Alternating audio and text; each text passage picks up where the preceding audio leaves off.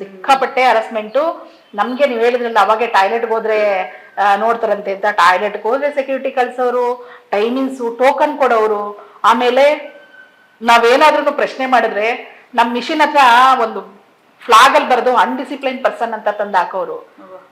ಆ ತರದ್ದೆಲ್ಲ ತುಂಬಾ ಟಾರ್ಚರು. ನಾವು ಎಲ್ಲೂ ಮಾತಾಡಂಗಿಲ್ಲ, ನಾವು ಪ್ರೊಡಕ್ಷನ್ ಮಾಡಿಲ್ಲ ಅಥವಾ ಇನ್ನೇನೋ ಆಯ್ತು ಅಂದ್ರೆ ಮೈಕಲ್ ಅನೌನ್ಸ್ ಮಾಡೋದು, ಎಲ್ರಿಗೂ ಕೇಳಿಸ್ಬೇಕು, 700 ಜನಕ್ಕೂ ಕೇಳಿಸ್ಬೇಕು. ಆ ತರದೆಲ್ಲ ತುಂಬಾ ಅಂದ್ರೆ ತುಂಬಾ ಟಾರ್ಚರ್ ಇತ್ತು. ನಾನು ಯೂನಿಯನ್ ಮಾಡಿದೆ ಅಂತಾನೆ ನನ್ನನ್ನ ಸಸ್ಪೆಂಡ್ ಮಾಡಿದ್ರು ಫ್ಯಾಕ್ಟ್ರಿಯಿಂದ. ಸಸ್ಪೆಂಡ್ ಮಾಡಿ ತುಂಬಾ ಪ್ರಾಬ್ಲಮ್ ನ ಫೇಸ್ ಮಾಡಿ, ಅದಕ್ಕೋಸ್ಕರನೇ ನಾವು ಈ ಗಾರ್ಮೆಂಟ್ ಲೇಬರ್ ಯೂನಿಯನ್ ಅನ್ನ 2012ರಲ್ಲಿ ಹೆಣ್ಮಕ್ಳದೇ ಸಂಘಟನೆ. ಇವತ್ತು ನಾನು ಅವಾಗಲೇ ಹೇಳಿದಂಗೆ 90% ಹೆಣ್ಮಕ್ಳು ಈ ಸೆಕ್ಟರ್ ಇದ್ದಾರೆ.